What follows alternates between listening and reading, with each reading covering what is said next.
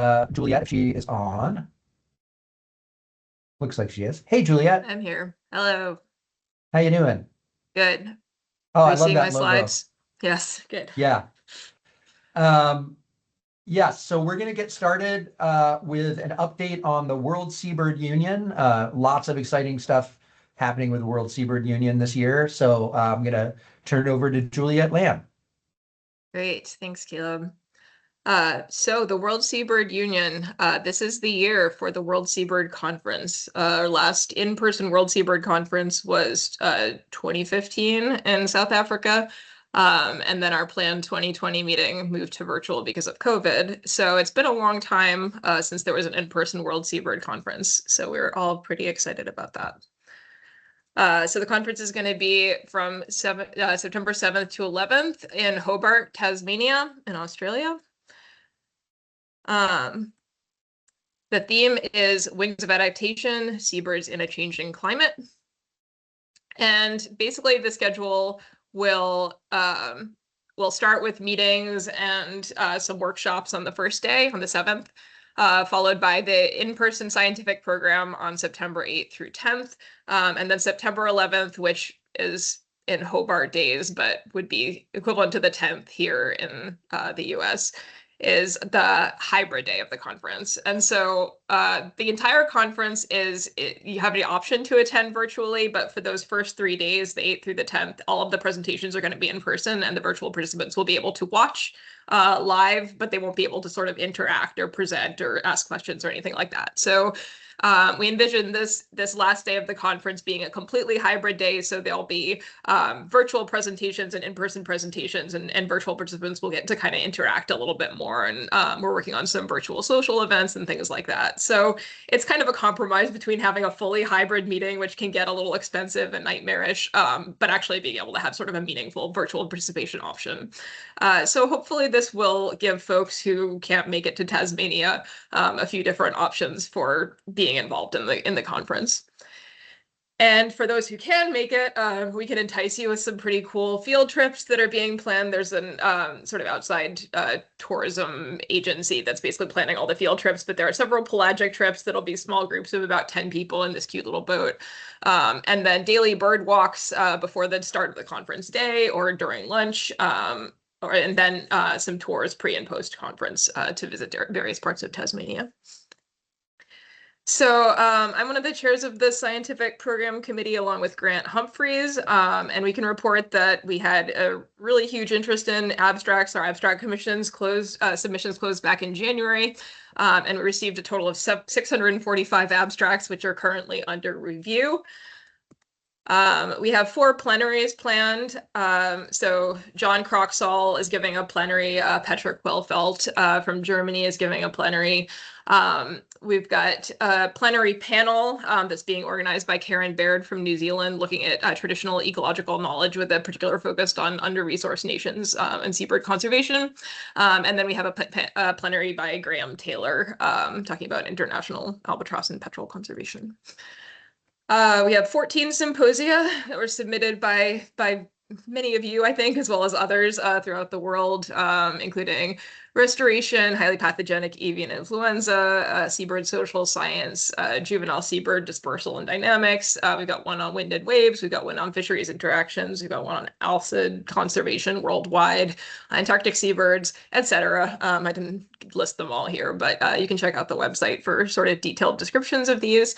And then we have 4 pretty cool workshops as well. So one on acoustic survey methods where you kind of get hands-on experience with acoustic monitoring, one on bycatch mitigation techniques, one on remote colony monitoring using drones and AI, and one on long-term transmitter attachment where we're trying to kind of get a sense of what techniques work and do some hands-on demonstrations and things like that.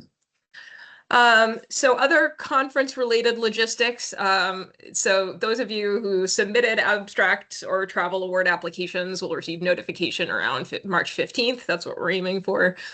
We do have, I think, about 200 travel awards to review, as well as the 645 abstracts. So I wouldn't be surprised if that gets pushed back slightly, but we're really aiming for kind of an early notification so people can make their travel plans.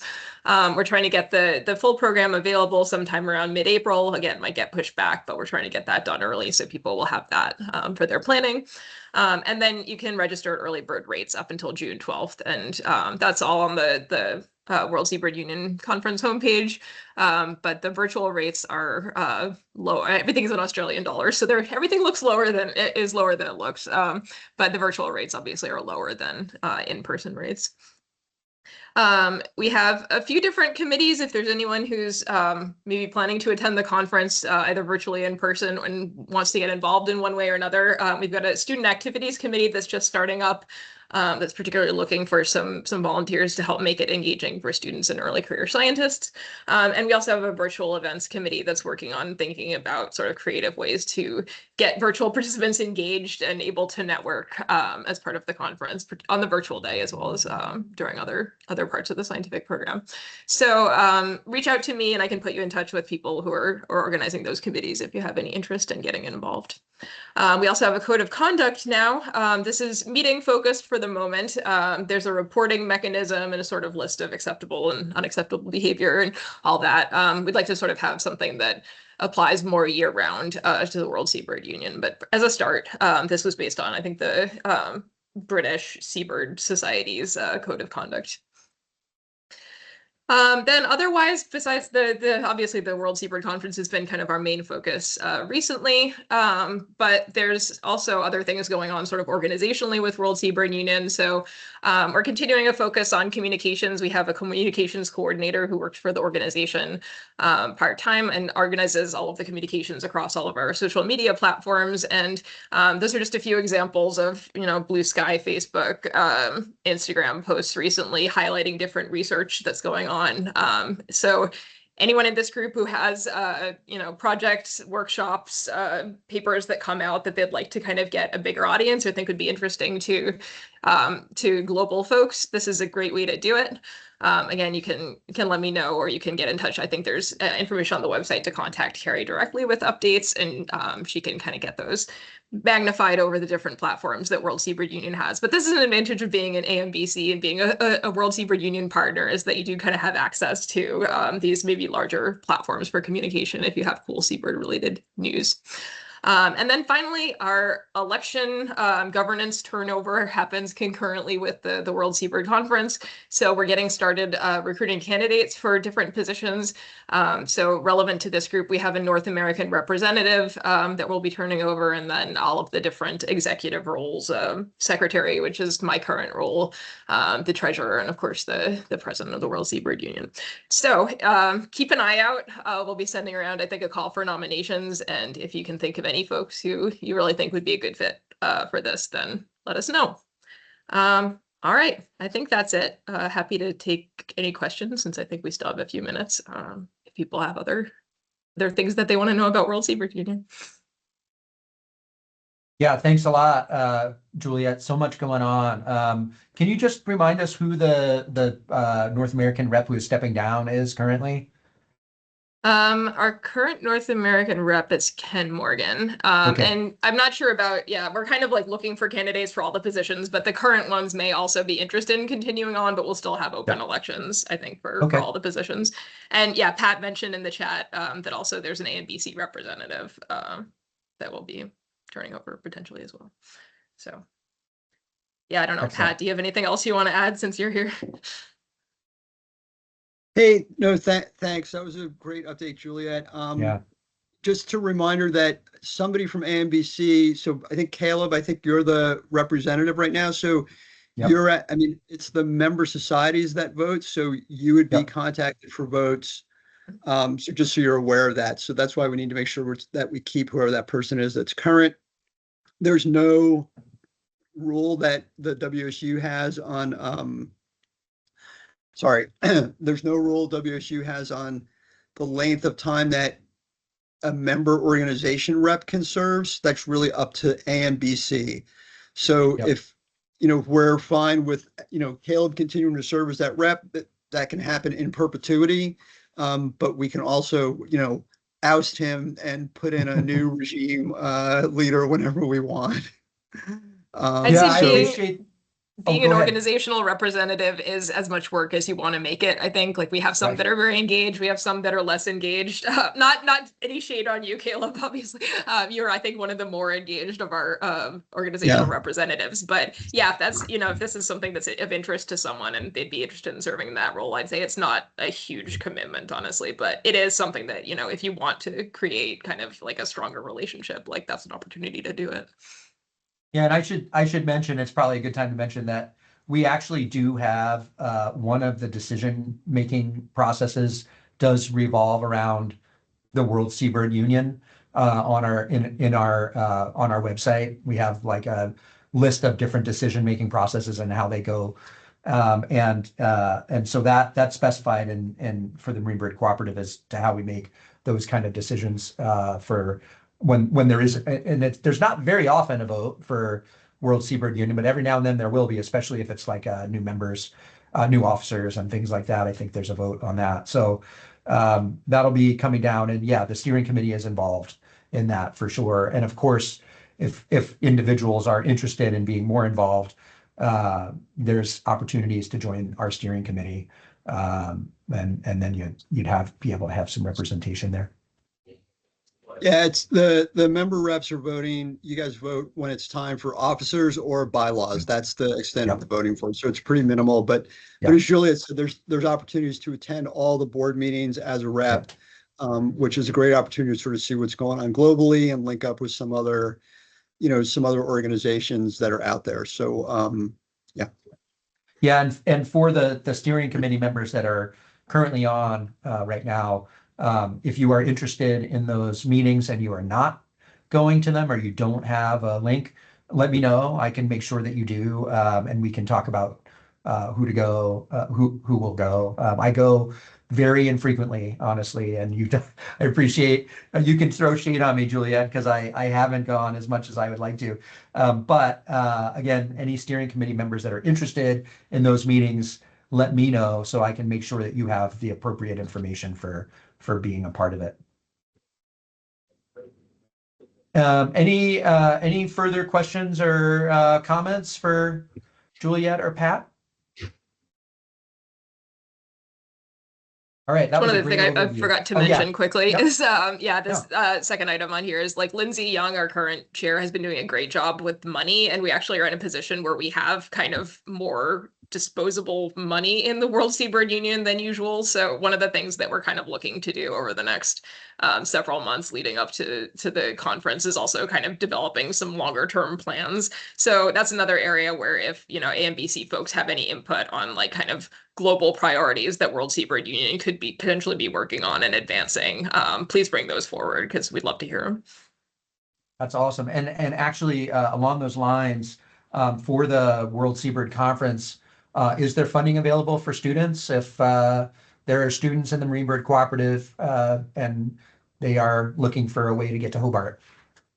Say our official travel awards period has closed. So bummer. if you haven't submitted an application already, I'm afraid you're probably out of luck. And there are a lot of applicants. As we get closer, I think PSG is helping with the Pacific Seabird Group is helping with the virtual component of the meeting, and they may have a second travel award period just for virtual attendance.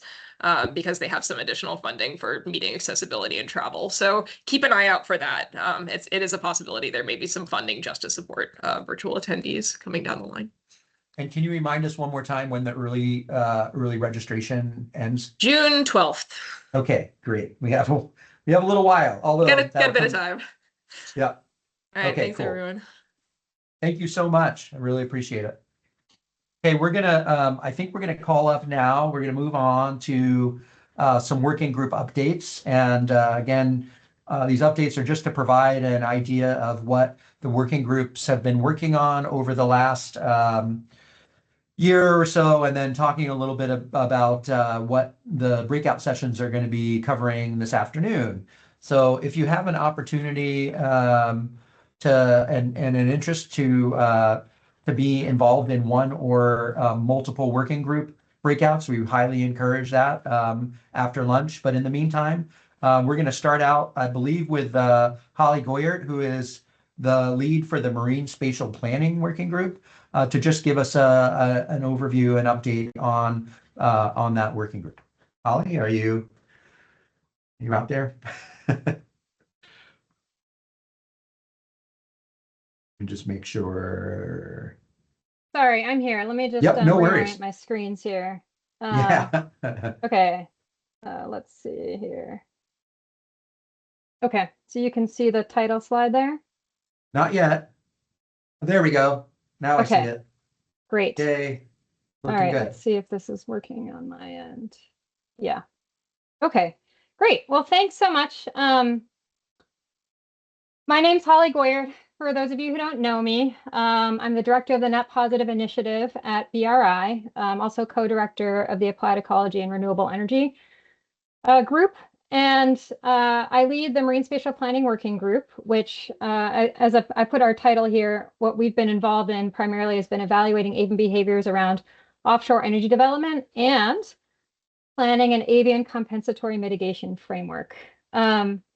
So our working group was established in 2018 at the NYSERDA State of the Science and Offshore Wind, or around that time at least. And it's included up to approximately 150 technical subject matter experts at any single time from around 70 multi-sector agencies and organizations.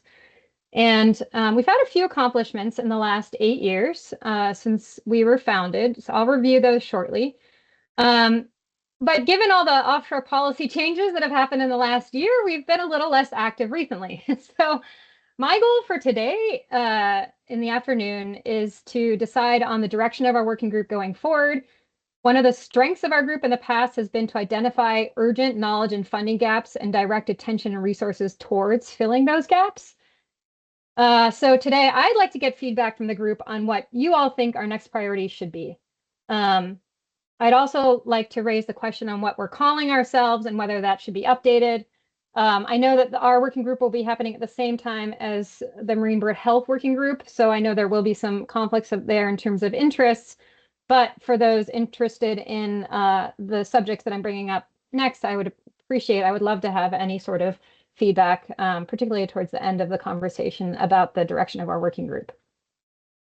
So just to give a little bit of some history, in the past 5 years, we've written 2 letters to the Bureau of Ocean Energy Management, BOEM, that requested updated guidance on different topics. The first letter was a technical review of the BOEM Avian Survey Guidelines. And what it did was basically recommend development of post-construction monitoring guidance to detect effects of offshore wind energy on birds. It tended to focus on displacement. It feels like forever ago because a lot has happened since then.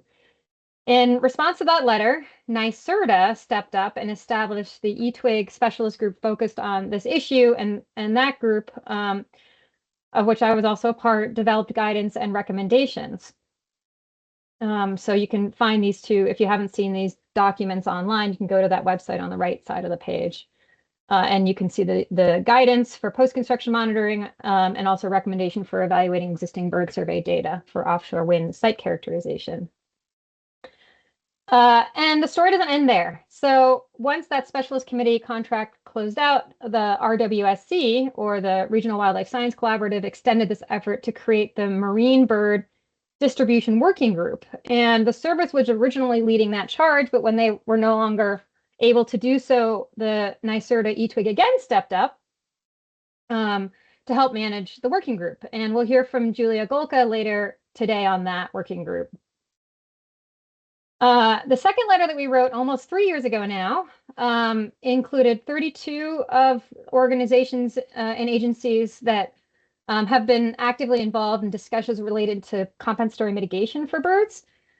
And so with this, we basically requested guidance on avian compensatory mitigation and voluntary conservation offsets from both BOEM and the Fish and Wildlife Service. And this actually led to the formation of a national offshore wind team. So they held a workshop at the State of the Science meeting in 2024.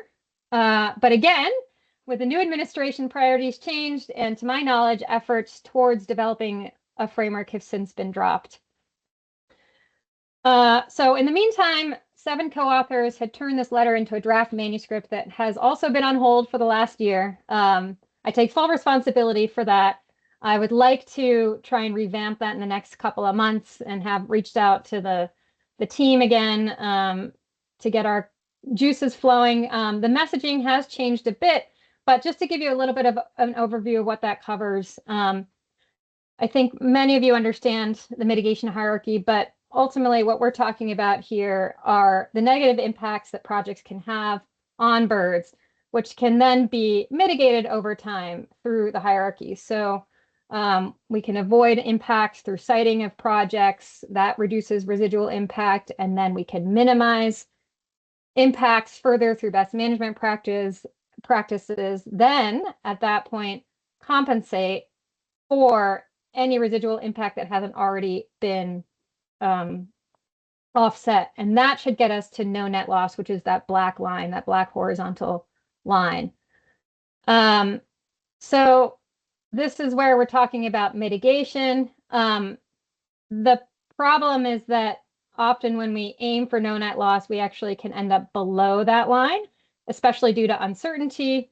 And so one thought to handle that uncertainty is to actually aim towards net positive above that line. And this is like we've talked about sort of this Price is Right approach where, you know, you actually sometimes incentives can lead to not actually falling anywhere close to that no net loss line. So part of the message that we originally had in this paper, and we're going to discuss on how to proceed, is including a net positive goal. Originally, net gain approaches were incorporated in the mitigation ESA policy of 2018, but those were removed for durability of the policy. So this is the message that we're putting forward, at least for now. That could change. And it's worth discussing that whether we think that we should be putting more effort into this development of a mitigation framework at present, or if we should put that on hold and focus on some other priorities. So specifically for our working group. So for today, our agenda is first, we're going to have Michael, well, I'll give a little bit of a recap, and then we'll have Michael Wethington talk about an integrated model that he's been working on with teammates on the stochastic collision risk movement modeling approach, SCRAM, that has been implemented, and it's contributed to the take of birds that then have had to be offset through this compensatory mitigation approach. And the current focus of that effort is on northern gannets. And so he's going to present some of the work that the team has been doing to produce an integrated model for gannets. After him, we'll have Evan Adams present on a new RWSC vulnerability assessment and power analysis project. So this is in the earlier planning stages, but I think it's relevant to this group. Then we'll have Julia Golka present on the Marine Bird Distribution Working Group through the RWSC, and I think she'll speak a little bit as well to the tracking working group that the RWSC and eTwig are also managing. We'll also bring in Aspen Ellis, who comes to us from the Pacific Coast, who will talk about a prioritization framework for seabirds for research and mitigation. And then I'd like to talk a bit more again about where we think we should move. So get your brains thinking about whether you think we should still be called marine spatial planning. One nice thing about that is that it does include some priorities that have brought up in the past, like aquaculture. It could even include bycatch, Caleb. So it doesn't really limit our group, but our group most recently has been more focused on energy. So it's just something to think about, and I look forward to discussing more with you all on that. So I think that's all that I have, and I'm happy to answer any questions. Holly, I have a comment. Just historically, when the group was formed in 2018, I believe, you can correct me if I'm wrong, but I believe that it was sort of a merger of two different working groups that had already been going on in the Marine Bird Cooperative, which were a tracking group and a survey group. So, and maybe I'm misremembering that, but that was sort of my memory was that this group and the offshore wind focus of the group has always been there from the beginning of both of those groups, because in large part, BOEM drove a lot of the management needs that the group had been working on, particularly with things like the Marine Bird, the Northwest Atlantic Seabird catalog, and some of the tracking work. So it's always kind of had this connection to offshore wind, in large part because of that management connection that was like an active need through that BOEM had been funding. But also, this is something I think worth mentioning, that that there's this information on, things like tracking and observational surveys, which this group has done such a lot of work around, continues to be really important, whether or not there's offshore wind active or not. So anyway, I'm just throwing that out there, that context of the history behind this, and that, I think that we can, Ian says, that sounds familiar. So I think it's worth mentioning that when you're having those conversations this afternoon, that this group has always been interested in wind, but also the utility of all this information beyond just wind. Before a lot of, I would say, and maybe I'm emphasizing the importance of the Marine Bird Cooperative, but I would say that since the formation of the cooperative, we know so much more about birds in the offshore environment. And part of that was because there was this need that was offshore wind, but there's also a lot of people that wanted to know about this topic. And now we have much more information. And I think that, there's still a lot of information gaps. So I think there's a lot of ways that this could go. And I feel like just because wind is not currently active as much as it was, although it is active and to some extent still, that shouldn't limit the group in the discussions as to the importance or actions that this group can take. So sorry to blah blah blah, but that's sort of my thinking about it. Yeah. Oh, yeah, I completely agree. I think those are all really good points, and I think you're right. Like in theory, at least, basically, we sort of merge those two topics, and those have been the priorities, I think, of our group going forward. And I can go into a little bit more detail on that during the working group call on what we actually had as our priorities in our original working group proposal. But I think, surveys were kind of, I think, probably the top, and then of course tracking as well. But we didn't do as much with tracking. And so it's pretty exciting that we have these RWIC working groups separated for each of those. And I think that's really just where I want to, since, nobody wants to be duplicative. And also we're a volunteer-led group. Everything we do is out of our own time. It's not a funded group. So I think it's worth discussing whether what we have to offer that those groups aren't already doing, or if we should go in a completely new direction. And as Juliet says, offshore wind planning is still active in Canada, with some important work currently underway. Yeah, which is exciting. So maybe it involves a shift of region. And then also, I mean, worth noting too that some of the pauses in the actual offshore wind facilities in the U.S. that were paused are now going again. Some of the ones that were far along in their development because of court orders and such. So there will continue to be the need for offshore wind, even if it's even during this administration in the U.S. So that's probably worth mentioning too. Any other questions or comments for Holly before we move on to the next working group?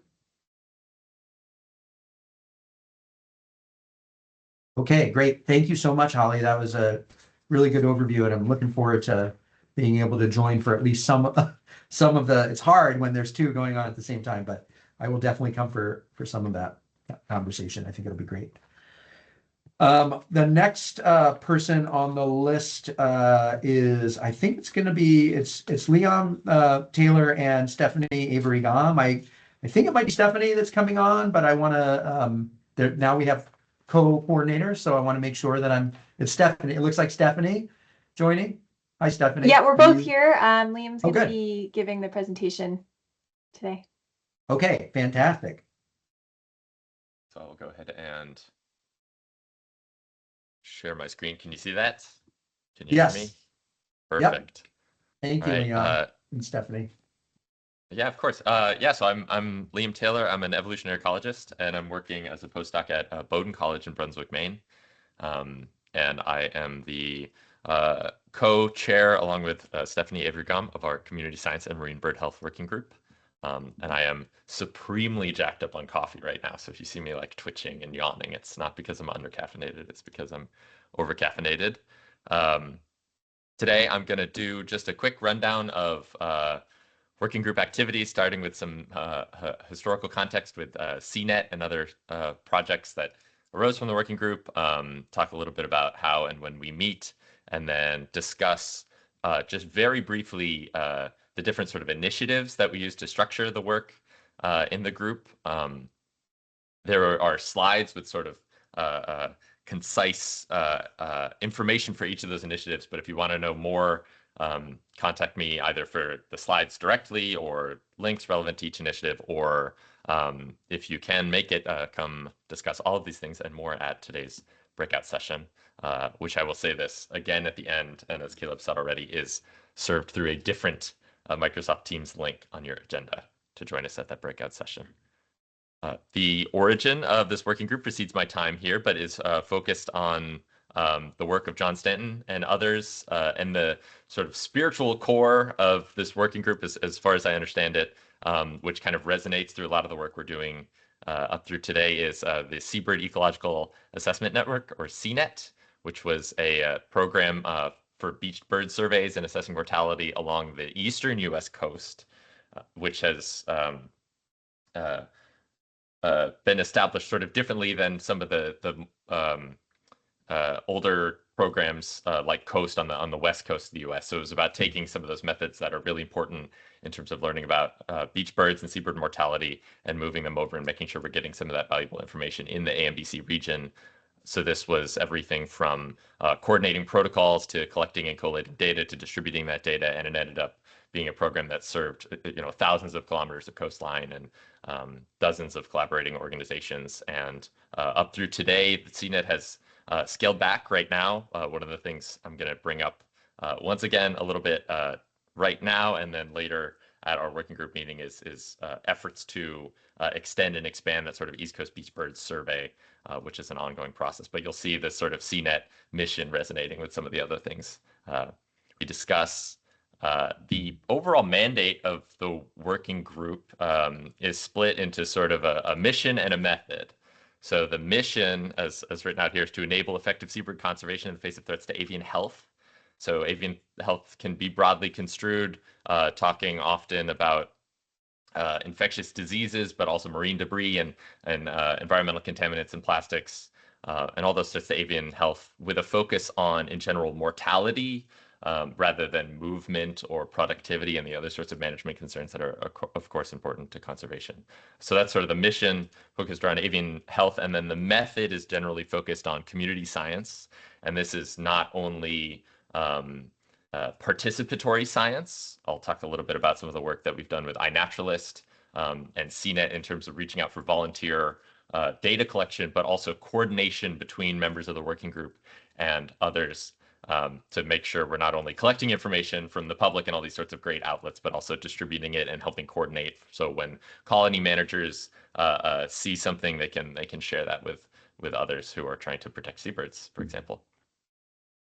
We meet virtually now once every other month, with some additional meetings. We have, I would characterize this as quite active meetings. We almost always run out of time for our meetings, which is a good thing. We tend to have very full agendas and very active membership over Microsoft Teams, and you can contact me or Stephanie to learn how to join those bi-monthly working group meetings. Yeah, quite active membership. Here are the sort of folks who really do the work and help leading these sort of happy people holding sort of vaguely dissatisfied birds. I would say I love the look in the eye of that gull whenever I get to see that picture myself. But Stephanie is really the brains behind the operation, and Caleb is, of course, helping to coordinate all the work that we're doing. And I am here mostly to just like sort of make typos and Microsoft Teams links and stuff like that. But so contact any of us for more information on the working group or access to the monthly meetings. Behind the scenes in all those meetings, we also have all sorts of initiative work that's going on between sort of individual leads and the folks that they're coordinating with all over the place. And I'm going to run down just a brief overview of each of those things so everyone sort of knows where we're at. And if there's folks who don't generally join our meetings and they want to learn more about each of these sort of pieces of the puzzle, please contact me. Please contact Stephanie. There's an individual contact for each of the initiatives. There's also a report. This is the first of several QR codes in a row that you will see. So if you have your phone on hand, you can scan this link directly to get to relevant documents for each of the things I'm about to talk about. We have some initiatives that'll just give us an example of something that we've wrapped up recently.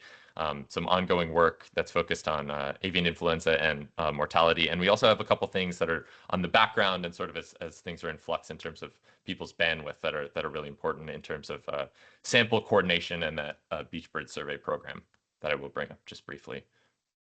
This is an example of a still relatively recent initiative that began really in the AMBC as a kind of spiritual successor of that CNET program, which is how do we get participatory science data from the public that's out there for beach birds and use it to shed light on patterns and mechanisms of mortality in the AMBC region.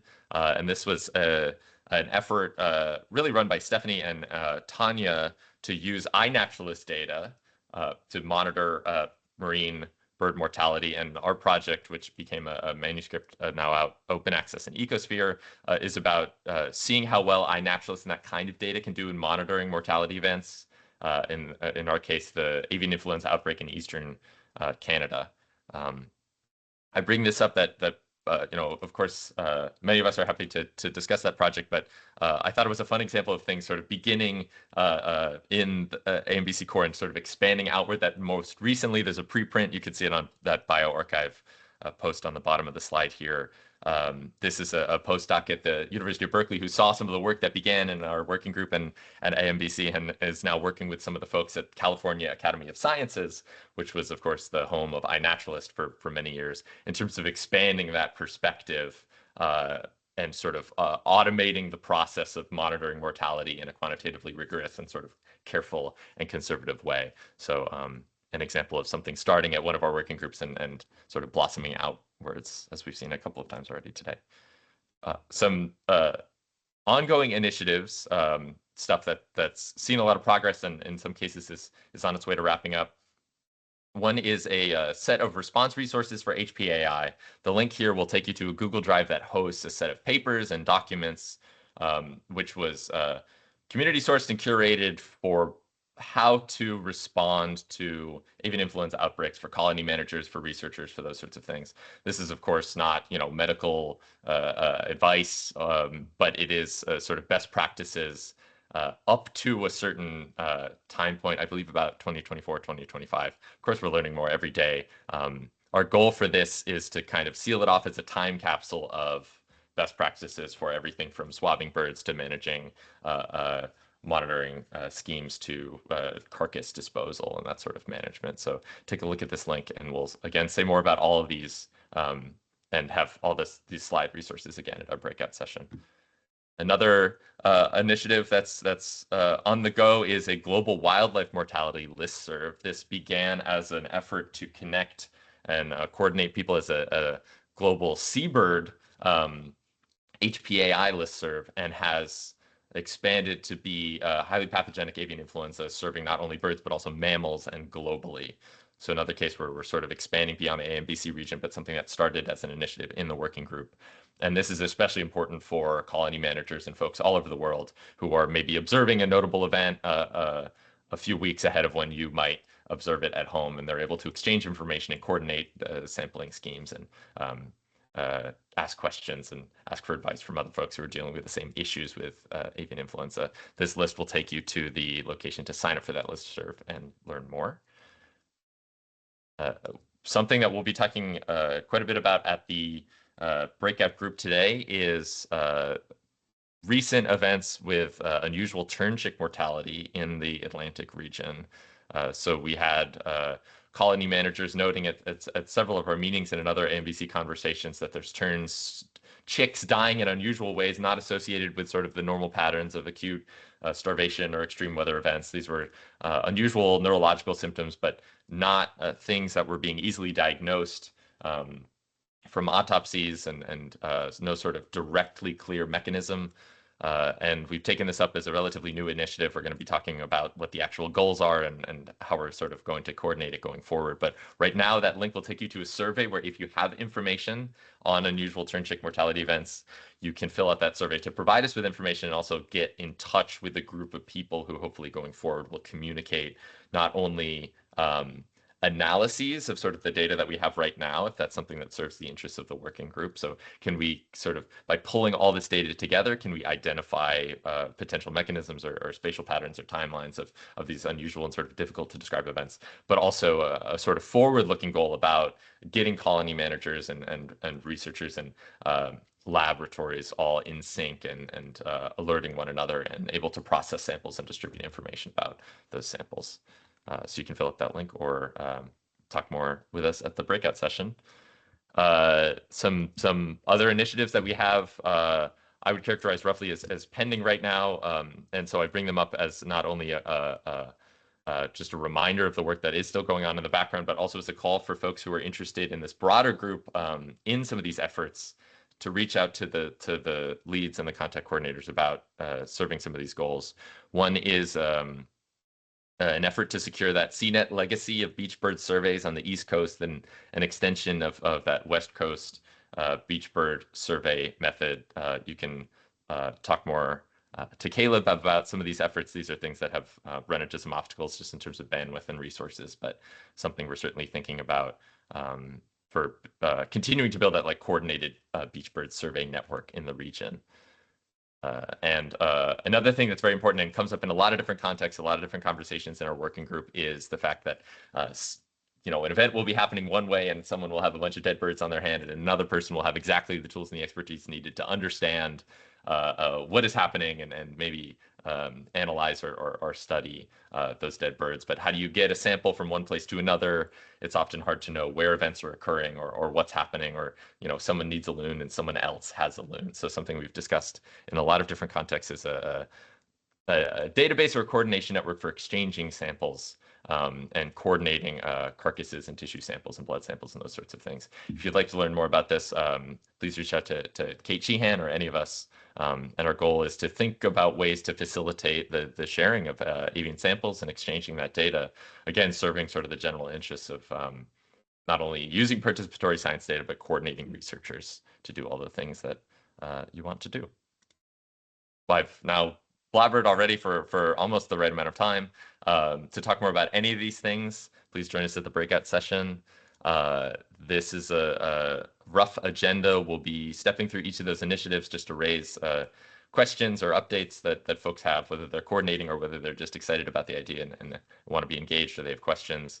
We'll be spending some time talking about those chick mortality events and what folks in the working group really want to do. And I'll go over some of the survey data that we've received from almost 20 colonies now about patterns of mortality. So we'll talk about some tern mortality, and then of course opening for any new ideas and questions that folks have for the working group. So that's what I have for today. Contact me for any of that slide information, or contact Stephanie or myself with any questions. And I think I have a couple minutes right now. Happy to move on, but also to discuss things with the broader group. No, thanks, Leon. Yeah, if people have any questions, we do have time for one or two questions or before we move on. And there was, okay, great. I wanted to highlight that the response resources, there's an ask to share the direct link. So yeah, great. Thank you, Stephanie, for doing that. And then we also have some resources that Roya Mogadam from the U.S. Fish and Wildlife Service just added to the chat too. So that's kind of more broad, public facing. So great. Any questions about the breakout? There's so much going on in this group all the time, and I really always appreciate the real beyond, going beyond the call that Stephanie and Leon put into this group. It really keeps it running. And there's I don't think that you guys mentioned this, but you guys have been having meetings every other month. Sometimes those meetings are I don't know, pretty large. You can get 50 people easily, and there's a lot of opportunity to share information on current mortality events that are going on, as well as hearing about the different initiatives that are going on in the group. So it's really going to be interesting this afternoon.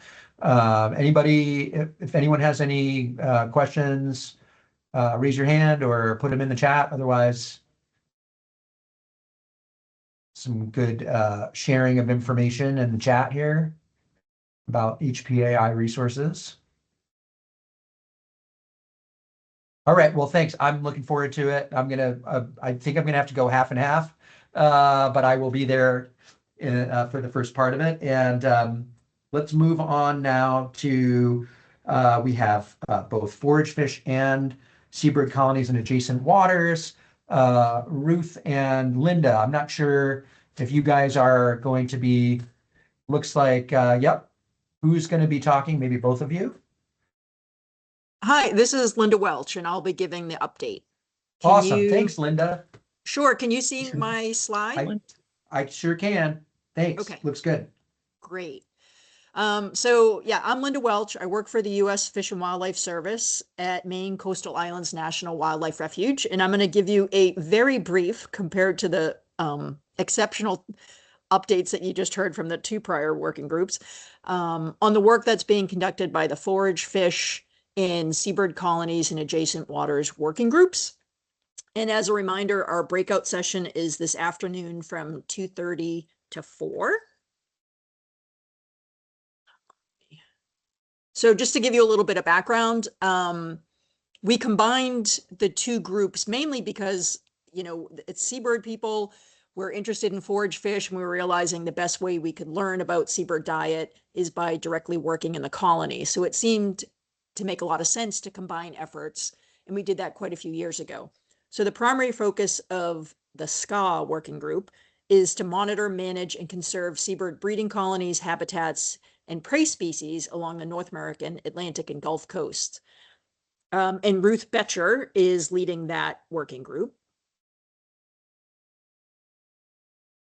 Moving on to the forage fish working group, the primary focus of this group has been to enhance our understanding of seabird diet, marine trophic dynamics, and the influence of large-scale ecological changes that affect seabird foraging behavior. The underlying objective of this group too is to just try to get a better working partnership with fisheries management agencies, hopefully have them understand that we can collect a lot of valuable information at our seabird colonies that hopefully could be integrated into fisheries management plans throughout the East Coast. So for our breakout session this afternoon, we have 4 talks planned. Ruth is going to give the first talk about tackling regulatory hurdles surrounding the restoration and creation of waterbird nesting islands. Then Michelle Stottinger is going to give an update on forage fish management in the northeastern U.S. And then Sean Hardson is going to give a talk on seabirds for stock assessment, developing an Atlantic herring recruitment index from Comintern food habits data in the Gulf of Maine. So that's exactly what I was just talking about. We're hoping that we can get more of our seabird diet information integrated into some of these fisheries management efforts and basically try to generate more data from a number of colonies along the East Coast. Then we're going to get a brief update from Gemma Klukas on Project Poop, and I'll talk a little bit more about that in a minute. And we'll talk about next steps for Project Poop, and then if we have time, kind of review some of the objectives for the group and try to refocus where we might want to concentrate efforts in the upcoming year. Over the last couple of years, we keep talking about the Forage Fish Conservation Act. It was proposed, probably like 5+ years ago in DC, and it just seems like it's stagnating. And at this point, I'm not sure any of us anticipate that changing. So what should we be focusing on the near term? Hopefully we can talk about that this afternoon. But going back to 2023, when we combined efforts with SCAW and Forage Fish, we basically wanted to know what information was available at Colonies, what parameters were being measured, and it became really clear that there wasn't a lot of seabird diet data being consistently collected south of the Gulf of Maine. So it seemed like that was a big data gap that we wanted to address. We developed a diet monitoring guide that we distributed to the group. And then based on the lack of diet information, we thought the most appropriate, logistically feasible method was to look at eDNA in seabird feces. So we partnered with Gemma Klukas at Cornell University and implemented Project Poop in 2024. And we've been focusing on common terns and black skimmers for that effort. And it's been incredibly successful. In 2024, just shy of 1,800 samples were collected from those two species. This table just shows the location and the number of samples collected, as well as the number of colonies in each of those areas. So we had pretty good geographic representation in 2024. And then in 2025, we had about 1,500 samples collected. So combined 3,200 samples over the 2 years of the project.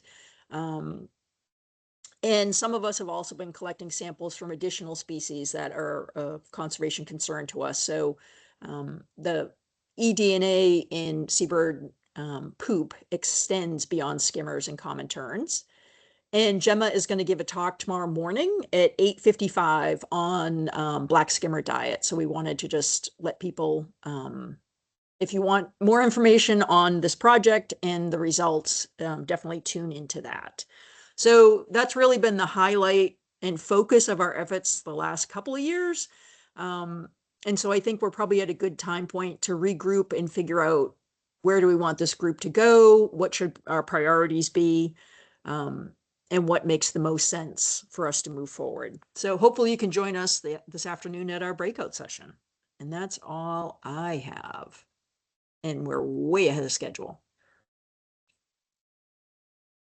Yeah, we do have some time for questions or comments. And again, just I wanted to highlight how amazing that Project Poop has been, and that there's really a lot of uses for that. One, which we've talked about for a long time, is just tracking climate-related changes to diet, which is a pretty big concern for seabirds, and we don't really have a lot of ways to do that. But this is really looking like a promising way to start developing a long-term data set, which is super cool. So, the scale of this is also really unique. So, really excited to see Gemma's talk tomorrow and be a part of that Forage Fish SCAW working group breakout this afternoon. Anybody have any questions or comments? I have one that I will just mention, and this is maybe something we can talk about more if we have time during the breakout at the end of the breakout session. But as far as future directions, one of the things that has been highlighted recently, particularly because of some of the work that Brian Watts has been doing with Osprey, is menhaden, challenges with menhaden, and there's a real thought that that's responsible for some of this productivity failure in Osprey. And I can only imagine that if their Osprey are having trouble, that seabirds that also rely on menhaden are probably having trouble in that same area. So just thinking a little bit more about that. And I know that there have been some discussions historically where menhaden were protected more, and now it seems like it's kind of things have swung the other way in the Atlantic States Marine Fisheries Organization. So anyway, just thinking that might be something that some folks might have an interest in discussing a little bit more about. I don't know if you guys have any thoughts on that. I know Linda. Yeah, go ahead, Ruth. Yeah, my comment along the same lines, but more general, I guess, is, and we've been trying to do this for years, is to try to recruit a forage fish biologist into the Atlantic Marine Bird Cooperative so that, to address issues like you just mentioned, but more importantly, to initiate information exchange between the two disciplines, seabirds, forage fish, the connection, and we've been kind of struggling with that. And Linda did a great job recruiting 2 people for the breakout session this afternoon to talk about fishery related issues and the exact topic of, how the diet data can inform perhaps fisheries management as well. And yeah, anyway, I hope I got that right, Linda. But at any rate, I think that's kind of something we should continue to strive for, is to get someone with a fisheries background involved with the Marine Bird Cooperative. I think that would be awesome.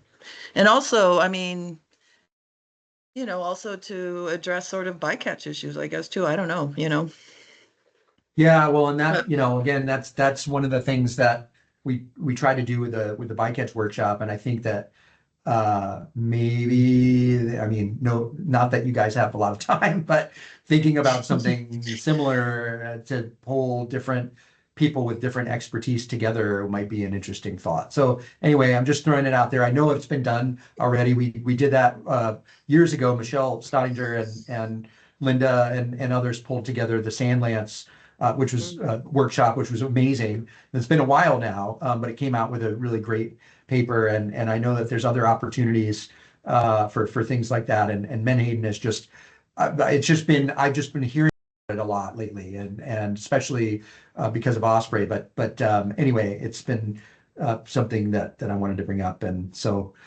maybe we can talk a little bit more about that, and whether there's interest, and how I like your point of how can we bring people together that don't normally interact with one another. It's a great idea, and what role can the working group serve? Any other questions or comments before we go on lunch? We can take actually a little bit of a longer lunch, and there's some folks. Sarah's mentioning that she's been interested in that topic and chatting with probably with Ruth about this about this stuff. And oh yeah, citation for the Sandlance paper. Yeah, that's something I can grab and put that in there. I don't have it here right next to me, but if someone does have it close by, but otherwise I can do that. Any other questions or comments before we break for lunch? And I should mention that we're going to be back here at 12:45. So that'll give people a nice long lunch, but don't take a nap. I mean, it's an hour and 15 minutes. Maybe if you can sneak in a quick nap, that's okay. But be back by 12:45, and enjoy your little break, and we'll have some great conversation during the working group breakouts at 12:45. Okay, thank you guys. Great job, Linda and Ruth. Good presentation.